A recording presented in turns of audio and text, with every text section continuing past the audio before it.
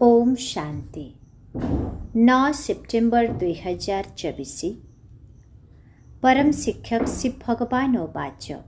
मीठे बच्चे, जोगबल द्वारा खराब संस्कार को परिवर्तन करे निज भितरे भल संस्कार धारण कर। ज्ञान एवं पवित्रतार संस्कार ही भल संस्कार अटे। बाबा कहते, मीठे बच्चे, जोगबल द्वारा खराब संस्कार को परिवर्तन करे निज भितरे भल संस्कार धारण कर। ज्ञान एवं पवित्रतार संस्कार ही भल संस्कार अटे। आजिर प्रश्न, तुम संतान मानंकर जन्मसिद्ध अधिकार कौन? तुमको एबे कौन अनुभव हेउछि? उत्तर, तुमर जन्मसिद्ध अधिकार हेला मुक्ति एवं जीवन मुक्ति। तुमको एबे अनुभव हेउछि कि आमको एबे बाबांक साथिरे घर को फेरी जिबाकु हेबो। तुमे माने जानिछ बाबा भक्तिर फल मुक्ति जीवन मुक्ति देवा पाई आसिछन्ति। एबे समस्तंको शांति धाम को जिबाकु हेबो। समस्तंको निज घर को दर्शन करिबाकु हेबो। ओम शांति। लोक माने पिता परमात्मा को सच्चा पातशाह अर्थात सम्राट मध्य कही थांती। इंग्राजी रे पातशाह कुआ जाए नहीं। सेठारे केवल सत्य पिता कही थांती। God Father is a truth बा ईश्वर पिता सत्य बोली कही थांती। केवल भारत रे ही सत्य सम्राट बोली कही थांती। एथिरे अंतर तो बहुत रही। सेमाने केवल सत्य कही थांती, सत्य शिखाई थांती एवं सत्यनिष्ठ करी थांती। एठारे कुहंती सच्चा पातशाह अर्थात सत्य सम्राट जे कि सत्यनिष्ठ कराउछंती एवं सत्य भूखंडर राजा मध्य करुछंती। एहा तो निश्चित सीए मुक्ति मध्य देई थांती, जीवन मुक्ति मध्य देई थांती, जहाकू भक्तिर फल कुहा जाए। लिबरेशन अर्थात मुक्ति एवं फ्रूशन अर्थात जीवन मुक्ति। भक्तिर फल दियंती एवं समस्तंको मुक्त करंती। एबे तुमे माने जानुछ बाबा आमको उभय देउछंती। मुक्त तो समस्तंको करंती किंतु भक्तिर फल तुमको दियंती। लिबरेशन एवं फ्रूशन यही भाषा मध्य रही ना। भाषा तो बहुत अच्छी। शिव बाबांकर बहुत नाम रखी देइछंती। तुमे जहांको भी कहिब तांकर नाम शिव बाबा, तेबे सेमाने कहिबे आमे तो तांकु मालिक ही कहूछु। मालिक बोली कहिबा तो ठीक, किंतु तांकर नाम मध्य दरकार ना। नाम रूपरू अलगा कौनसी जिनिस न थाए। मालिक भी कौनसी जिनिसर होइथिबे ना। तेबे नाम रूप तो निश्चय अछि। एबे तुमे पिला माने जानुछ बाबा निश्चित भावे मुक्ति भी देउछन्ति, पुणी समस्तंकु शांति धाम को मध्य निश्चय जीवाकु हेबो। निज घरर साक्षात्कार समस्तंकु करिबाकु हेबो। घरु आसीछ तेबे प्रथमे ताहार साक्षात्कार करिबो। एहाको ही कुहा जाए गति सद्गति। गति सद्गति शब्द कहुछन्ति, किंतु एहार अर्थ को जानि नाहंती। तुमे संतान मानंकु तो जना पड़ुछि आमे एबे निज घर को जीवा एवं फल मध्य मिलिबो। तुमको क्रमानुजाई मिले एवं अन्य धर्मावलंबी मानंकु मध्य समय अनुसारे मिली थाए। बाबा बुझाउछन्ति तुमे जेउ पर्चा तैयारी करुछ ताहा बहुत बढ़िया। तुमे स्वर्गवासी ना नरकवासी? तुमे पिला माने ही जानुछ एही मुक्ति जीवन मुक्ति उभय आमर ईश्वरीय जन्मसिद्ध अधिकार। तुमे मध्य लिखि पारिबो बाबांक ठारू तुम पिलामानंकु एही जन्मसिद्ध अधिकार मिलुछि। ବାବାଙ୍କର ହେବା ଦ୍ୱାରା ଦୁଇଟି ଜିନିଷ ମିଳିଥାଏ। ଦୁନିଆରେ ହେଉଛି ରାବଣର ଜନ୍ମସିଦ୍ଧ ଅଧିକାର, ଏହା ହେଉଛି ପରମ ପିତା ପରମାତ୍ମାଙ୍କର ଜନ୍ମସିଦ୍ଧ ଅଧିକାର। ଏହା ହେଉଛି ଭଗବାନଙ୍କର ଜନ୍ମସିଦ୍ଧ ଅଧିକାର, ତାହା ହେଉଛି ରାବଣର ଜନ୍ମସିଦ୍ଧି ଅଧିକାର। ଏହିପରି ଲେଖିବା ଦରକାର ଯେପରିକି କିଛି କିଛି ବୁଝିପାରିବେ। ଏବେ ତୁମ ପିଲାମାନଙ୍କୁ ସ୍ୱର୍ଗ ସ୍ଥାପନ କରିବାକୁ ହେବ। ତୁମକୁ କେତେ କାମ କରିବାର ଅଛି। ଏବେ ତ ଛୋଟ ପିଲା ଅବସ୍ଥାରେ ଅଛି। ଯେପରି ମନୁଷ୍ୟ କଳିଯୁଗ ପାଇଁ କହୁଛନ୍ତି ଯେ ଏବେ ତାଙ୍କୁ ବେବି ଅଟେ, ଏବେ ଯେପରି ମନୁଷ୍ୟ କଳିଯୁଗ ପାଇଁ କହୁଛନ୍ତି ଏବେ ଛୋଟ ପିଲା ଅଟେ। ବାବା କହୁଛନ୍ତି ସତ୍ୟଯୁଗର ସ୍ଥାପନା ବର୍ତ୍ତମାନ ଛୋଟ ପିଲା ଅର୍ଥାତ୍ ଏବେ ଆରମ୍ଭ ମାତ୍ର। ଏବେ ତୁମମାନଙ୍କୁ ଈଶ୍ୱରୀୟ ସମ୍ପତ୍ତି ମିଳୁଛି। ରାବଣର ସମ୍ପତ୍ତିକୁ କୌଣସି ସମ୍ପତ୍ତି କୁହାଯିବ ନାହିଁ। କେବଳ ପରମ ପିତାଙ୍କ ଠାରୁ ହିଁ ସମ୍ପତ୍ତି ପ୍ରାପ୍ତ ହୋଇଥାଏ। ସିଏ ରାବଣ କ'ଣ ପିତା କି? ତାକୁ ତ ଶୈତାନ କୁହାଯାଏ। ଶୈତାନ ଠାରୁ କ'ଣ ସମ୍ପତ୍ତି ମିଳେ? 5 ବିକାର ମିଳେ। ନାଟକ 5 ବିକାର ମିଳେ। ଅର୍ଥାତ୍ ନାଟକ ମଧ୍ୟ ସେହିପରି କରିଥାନ୍ତି। ତମ ପ୍ରଧାନ ହୋଇଯାଇଥାନ୍ତି। ଏବେ ଦଶହରା କେତେ ଆଡ଼ମ୍ବର ସହିତ ପାଳନ କରୁଛନ୍ତି। ଉତ୍ସବ ପାଳନ କରୁଛନ୍ତି। ବହୁତ ଖର୍ଚ୍ଚ କରୁଛନ୍ତି। ବିଦେଶରୁ ମଧ୍ୟ ନିମନ୍ତ୍ରଣ ଦେଇ ଡାକିଥାନ୍ତି। ସବୁଠାରୁ ନାମୀଗ୍ରାମୀ ଦଶହରା ମହୀଶୂରରେ ପାଳନ କରନ୍ତି। ସେଠାରେ ବହୁତ ଧନବାନ ଅଛନ୍ତି। ରାବଣ ରାଜ୍ୟରେ ପଇସା ମିଳିଗଲେ ବୁଦ୍ଧି ହିଁ ଭ୍ରଷ୍ଟ ହୋଇଯାଏ। ବାବା ପୁଙ୍ଖାନୁପୁଙ୍ଖ ଭାବରେ ବୁଝାଉଛନ୍ତି। ଏହାର ନାମ ହିଁ ହେଉଛି ରାବଣ ରାଜ୍ୟ। ତାହାକୁ ଅର୍ଥାତ୍ ସତ୍ୟଯୁଗକୁ ପୁଣି କୁହାଯାଏ ଈଶ୍ୱରୀୟ ରାଜ୍ୟ। ରାମରାଜ୍ୟ କହିବା ମଧ୍ୟ ଭୁଲ ହୋଇଯାଉଛି। ଗାନ୍ଧିଜୀ ରାମରାଜ୍ୟ ଚାହୁଁଥିଲେ। ମନୁଷ୍ୟ ଭାବୁଛନ୍ତି ଗାନ୍ଧିଜୀ ମଧ୍ୟ ଅବତାର ଥିଲେ। ତାଙ୍କୁ କେତେ ପଇସା ଦେଉଥିଲେ। ତାଙ୍କୁ ଭାରତର ବାପୁଜୀ କହୁଛନ୍ତି। ଏବେ ଇଏ ତ ସାରା ବିଶ୍ୱର ବାପୁ। ଏବେ ତୁମେ ଏଠାରେ ଅଛ। ଜାଣୁଛ ଏଠାରେ କେତେ ଜୀବ ଆତ୍ମା ଅଛନ୍ତି। ଜୀବ ଅର୍ଥାତ୍ ଶରୀର ତ ବିନାଶୀ ଅଟେ, ବାକି ଆତ୍ମା ହେଉଛି ଅବିନାଶୀ। ଆତ୍ମା ତ ବହୁତ ଅଛନ୍ତି। ଯେପରି ଆକାଶରେ ତାରାମାନେ ରହିଛନ୍ତି ନା, ତାରା ଅଧିକ ଅଛନ୍ତି ନା ଆତ୍ମା ଅଧିକ ଅଛନ୍ତି? କାହିଁକି ନା ତୁମେ ହେଉଛ ଧରିତ୍ରୀର ତାରା ଏବଂ ସେମାନେ ଆକାଶର ତାରା। ତୁମକୁ ଦେବତା କୁହାଯାଏ। ମନୁଷ୍ୟ ପୁଣି ସେମାନଙ୍କୁ ବି ଦେବତା କହିଦେଉଛନ୍ତି। ତୁମକୁ ଭାଗ୍ୟବାନ ସିତାରା କୁହାଯାଏ ନା। ଆଚ୍ଛା, ଏହା ଉପରେ ପରସ୍ପର ମଧ୍ୟରେ ପୁଣି ଆଲୋଚନା କରିବ। ବାବା ଏବେ ଏ କଥା ଉପରେ ଆଲୋଚନା କରୁନାହାନ୍ତି। ଏହା ତ ବୁଝାଇଛନ୍ତି କି ସବୁ ଆତ୍ମାମାନଙ୍କର ପିତା ଜଣେ। ତାଙ୍କ ବୁଦ୍ଧିରେ ତ ସମସ୍ତେ ଅଛନ୍ତି। ଯେଉଁ ସବୁ ମନୁଷ୍ୟ ମାତ୍ରକେ ଅଛନ୍ତି ସିଏ ସମସ୍ତଙ୍କର ପିତା। ଏହା ତ ସମସ୍ତେ ଜାଣିଛନ୍ତି ଯେ ସାରା ସୃଷ୍ଟି ସମୁଦ୍ର ଅର୍ଥାତ୍ ପାଣି ଉପରେ ହିଁ ରହିଛି। ଏ କଥା ମଧ୍ୟ ସମସ୍ତଙ୍କୁ ଜଣା ନାହିଁ। ବାବା ବୁଝାଇଥିଲେ ବର୍ତ୍ତମାନ ସାରା ସୃଷ୍ଟିରେ ରାବଣ ରାଜ୍ୟ ରହିଛି। ଏପରି ନୁହେଁ ରାବଣ ରାଜ୍ୟ କେଉଁ ସମୁଦ୍ରର ଆରପାରିରେ ଅଛି। ସାଗର ତ ଚାରିଆଡ଼େ ଘେରି ରହିଛି। କହନ୍ତି ନା ତଳେ ବଳଦ ଅଛି, ତାର ସିଂହରେ ସୃଷ୍ଟି ଠିଆ ହୋଇଛି। ପୁଣି ଥକିଗଲେ ସିଂହ ବଦଳ କରିଥାଏ। ଏବେ ପୁରୁଣା ଦୁନିଆ ଶେଷ ହୋଇ ନୂଆ ଦୁନିଆର ସ୍ଥାପନା ହେଉଛି। ଶାସ୍ତ୍ରରେ ତ ଅନେକ ପ୍ରକାରର ଦନ୍ତ କଥା ସବୁ ଲେଖା ହୋଇଛି।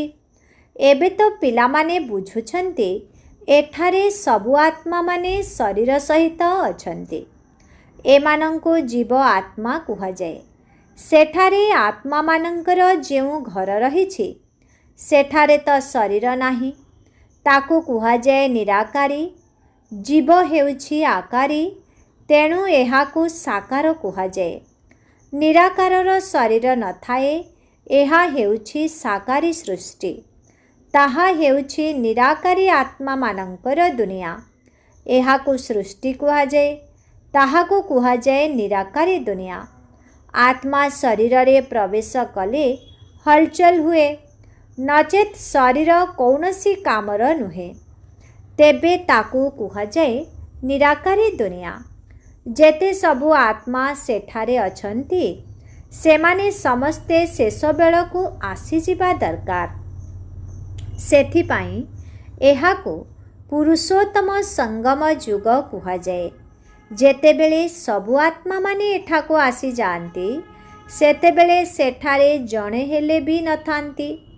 सेठारे जेतेबेले पूरा खाली होई जाए सेतेबेले पुणी समस्ते फेरी जाई थांते। तुमे एही संस्कार पुरुषार्थर क्रमानुसारे नहीं जाउछ। केही ज्ञानर संस्कार नहीं जानती, केही पवित्रतार संस्कार नहीं जानती। तेबे पुनर्बार एही ठाकू ही तो आसीबाकू हेबो, किंतु प्रथमे तो घर को जीवाकू हेबो। सेठारे भल संस्कार थाए, एठारे हेउछि खराप संस्कार।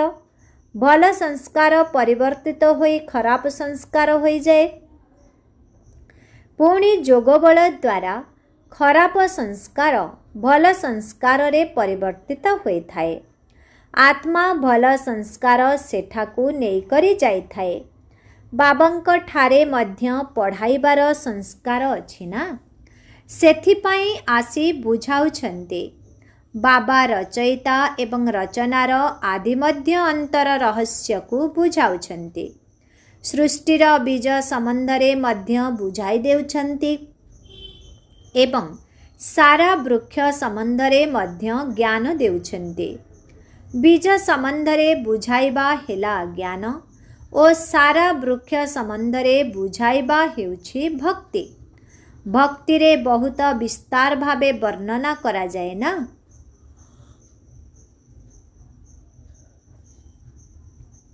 बीज को मने पकाइबा तो सहज। समस्तंकु सेहिठाकू ही जीवाकू हेबो।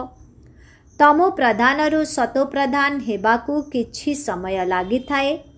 पुणी सतो प्रधानरु तमो प्रधान हेबाकू ठीक 5000 वर्ष लागि थाए। एही चक्र संपूर्ण ठीक भावे तैयारी होइछे, जहार की पुनरावृत्ति होई चलेछे। आउ केही एही कथा कही पारिबे नाही। एकथा केवल तुमे ही कही पारिबो। अधा अधा करा जाए। अधा कल्प स्वर्ग, अधा कल्प नरक, पुनश्च ताहार डिटेल या सविशेष वर्णना मध्य करुछन्ते। स्वर्गरे जन्म कम, आयु बड़ हुए। नरकरे जन्म अधिक, आयुष छोट हुए। सेठारे जोगी माने थांती, एठारे भोगी। तेणु एठारे बहुत जन्म होई थाए। यही कथा को अन्य केही भी जानी नाहंती। मनुष्य मानंकु ए संबंधरे किछि हेले भी जणा नाही। केबे देवता माने थिले, देवता किपरि हेले, सेमाने केते बुद्धिमान थिले, ए कथा मध्य तुमे जानिछ। बाबा वर्तमान समय रे पिलामानंकु पाठ पढ़ाई 21 जन्म पाई वर्षा देउछन्ति। पुणी सबुदिन पाई तुमर एही संस्कार रहिबो नाही। पुणी दुखर संस्कार होई जिवो। जेपरी सत्य जुगरे राजत्वर संस्कार होई गले ज्ञानयुक्त पाठ पढ़ार संस्कार परिवर्तित होई जाए।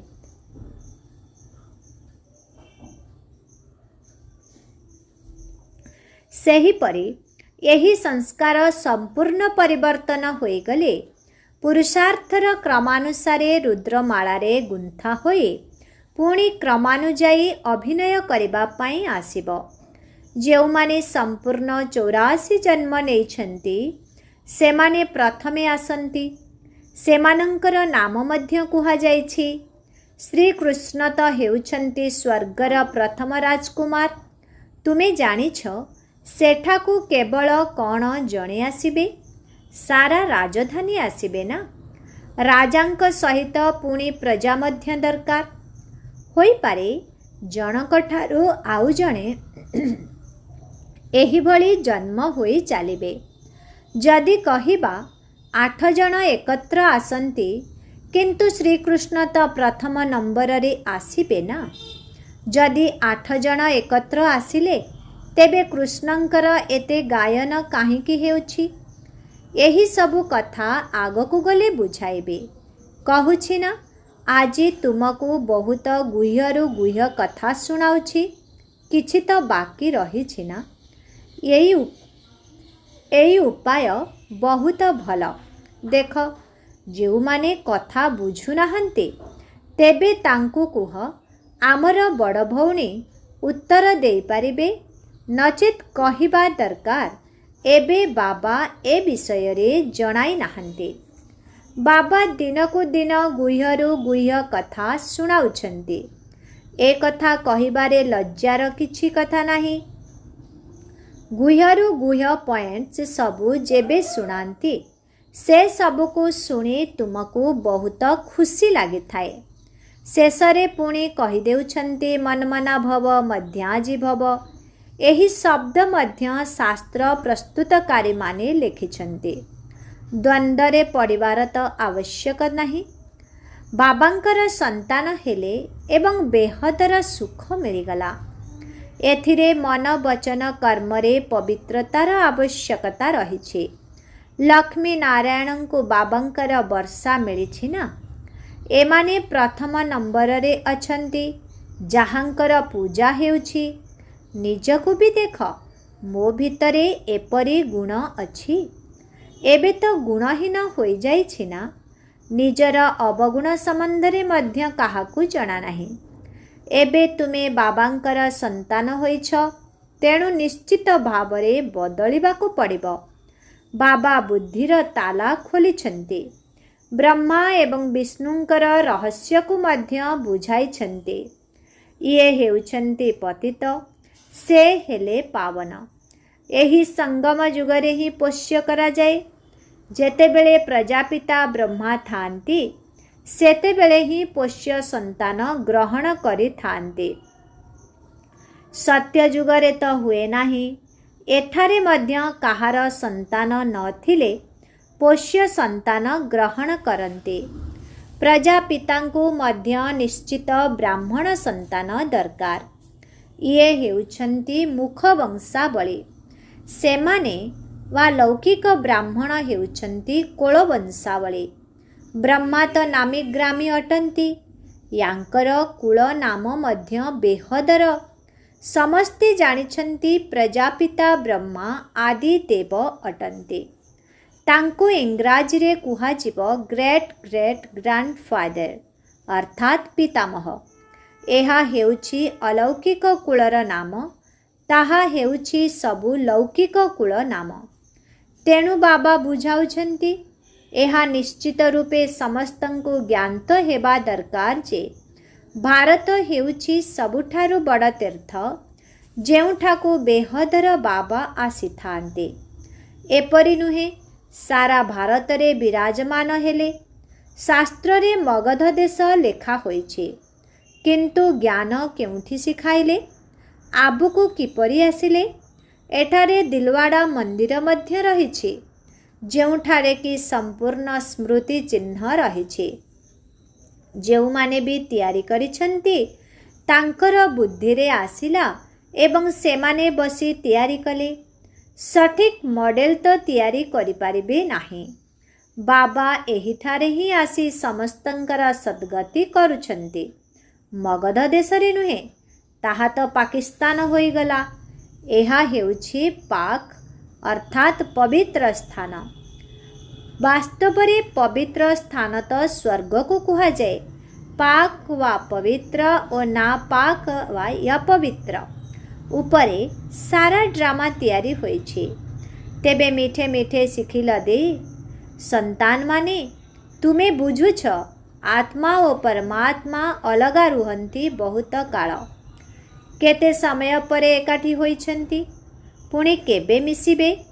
ସୁନ୍ଦର ମେଳା କରିଲେ ଯେତେବେଳେ ସତଗୁରୁ ଦଲାଲ ରୂପେ ମିଳିଲେ। ଗୁରୁ ତ ବହୁତ ଅଛନ୍ତି ନା, ତେଣୁ ସତଗୁରୁ କୁହାଯାଉଛି। ସ୍ତ୍ରୀ ସହ ହାତଗଣ୍ଠି ବାନ୍ଧିଲା ବେଳେ କୁହନ୍ତି, ଏଇ ପତି ହେଉଛି ତୁମର ଗୁରୁ ଈଶ୍ୱର। ପତି ତ ପ୍ରଥମେ ପ୍ରଥମେ ଅପବିତ୍ର କରିଥାନ୍ତି। ଆଜିକାଲି ତ ଦୁନିଆର ମନୁଷ୍ୟ ବହୁତ ବିକାରୀ ହୋଇଗଲେଣି। ତେବେ ତୁମମାନଙ୍କୁ ତ ଗୁଲଗୁଲ ଅର୍ଥାତ୍ ଫୁଲ ହେବାର ଅଛି। ତୁମମାନଙ୍କ ସହ ପକ୍କା ପକ୍କା ହାତଗଣ୍ଠି ବାବା ପକାଉଛନ୍ତି। ଶିବ ଜୟନ୍ତୀ ସହିତ ରକ୍ଷାବନ୍ଧନ ମଧ୍ୟ ହୋଇଯାଇଥାଏ। ଗୀତା ଜୟନ୍ତୀ ମଧ୍ୟ ହେବା ଦରକାର। ଶ୍ରୀକୃଷ୍ଣଙ୍କର ଜୟନ୍ତୀ କିଛି ବିଳମ୍ବରେ ନୂଆ ଦୁନିଆରେ ହେଉଛି। ବାକି ସବୁ ଉତ୍ସବ ଏହି ସମୟର।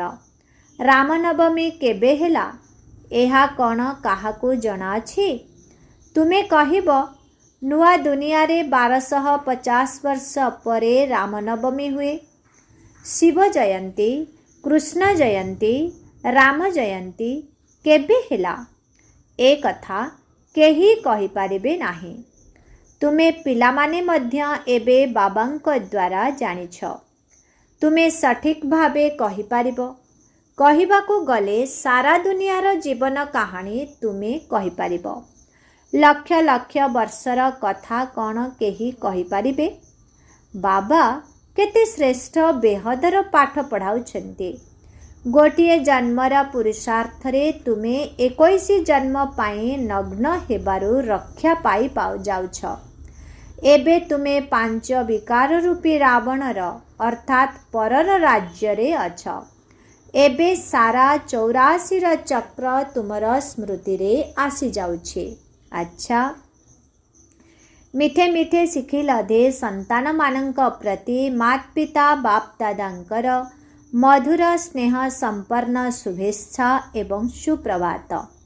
ଆତ୍ମିକ ପିତାଙ୍କର ଆତ୍ମିକ ସନ୍ତାନମାନଙ୍କୁ ନମସ୍ତେ। ଆତ୍ମିକ ସନ୍ତାନମାନଙ୍କର ଆତ୍ମିକ ପିତାଙ୍କୁ ଓମ୍ ଶାନ୍ତି। ନମସ୍ତେ ନମସ୍ତେ ନମସ୍ତେ। ଶୁକ୍ରିୟା ବାବା, ଶୁକ୍ରିୟା। ଓମ୍ ଶାନ୍ତି।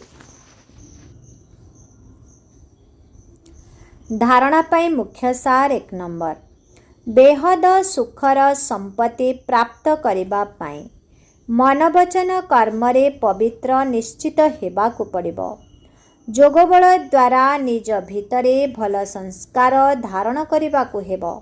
ନିଜକୁ ଗୁଣବାନ କରିବାକୁ ପଡ଼ିବ। 2 ନମ୍ବର। ସଦା ସର୍ବଦା ଖୁସିରେ ରହିବା ପାଇଁ ବାବା ଯେଉଁ ଗୂଢ଼ ରହସ୍ୟ ସବୁ ଶୁଣାଉଛନ୍ତି, ସେଗୁଡ଼ିକୁ ନିଜେ ଶୁଣିବା ସହିତ ଅନ୍ୟମାନଙ୍କୁ ମଧ୍ୟ ଶୁଣାଇବାକୁ ହେବ। କୌଣସି କଥାରେ ସଂଶୟରେ ଆସିପାର ନାହିଁ। ଯୁକ୍ତିର ସହିତ ଉତ୍ତର ଦେବାକୁ ହେବ। ଲଜ୍ଜା କରିବାର ନାହିଁ। ଆଜିର ବରଦାନ, ସୁଖ ସ୍ୱରୂପ ହୋଇ ପ୍ରତ୍ୟେକ ଆତ୍ମାକୁ ସୁଖ ଦେଉଥିବା ମାଷ୍ଟର ସୁଖଦାତା ହୁଅ। ଯେଉଁ ପିଲାମାନେ ସର୍ବଦା ଯଥାର୍ଥ କର୍ମ କରିଥାନ୍ତି, ସେମାନଙ୍କୁ ସେହି କର୍ମର ପ୍ରତ୍ୟକ୍ଷ ଫଳ, ଖୁସି ଏବଂ ଶକ୍ତି ମିଳିଥାଏ। ସେମାନଙ୍କର ମନ ସର୍ବଦା ଖୁସି ରହିଥାଏ। ସେମାନଙ୍କ ଭିତରେ ସଂକଳ୍ପ ମାତ୍ରରେ ମଧ୍ୟ ଦୁଃଖର ଲହଡ଼ି ଆସିପାରିବ ନାହିଁ। କାରଣ ସଙ୍ଗମ ଯୁଗୀ ବ୍ରାହ୍ମଣର ଅର୍ଥ ହେଲା ଦୁଃଖର ନାମ ଗନ୍ଧ ନଥିବ, କାହିଁକିନା ସୁଖଦାତା ପିତାଙ୍କର ସନ୍ତାନ ଅଟ। ଏହିଭଳି ସୁଖଦାତାଙ୍କର ସନ୍ତାନମାନେ ନିଜେ ମଧ୍ୟ ସୁଖଦାତା ହୋଇଥିବେ। ସେମାନେ ପ୍ରତ୍ୟେକ ଆତ୍ମାକୁ ସର୍ବଦା ସୁଖ ଦେଇଥାନ୍ତି। ସେମାନେ କେବେ ବି ଦୁଃଖ ଦିଅନ୍ତି ନାହିଁ କି ନିଅନ୍ତି ନାହିଁ। ଆଜିର ସ୍ଲୋଗାନ, ମାଷ୍ଟର ଦାତା ହୋଇ ସହଯୋଗ, ସ୍ନେହ ଏବଂ ସହାନୁଭୂତି ଦେବା ହିଁ ଦୟାଳୁ ଆତ୍ମାର ଲକ୍ଷଣ। ଓମ୍ ଶାନ୍ତି।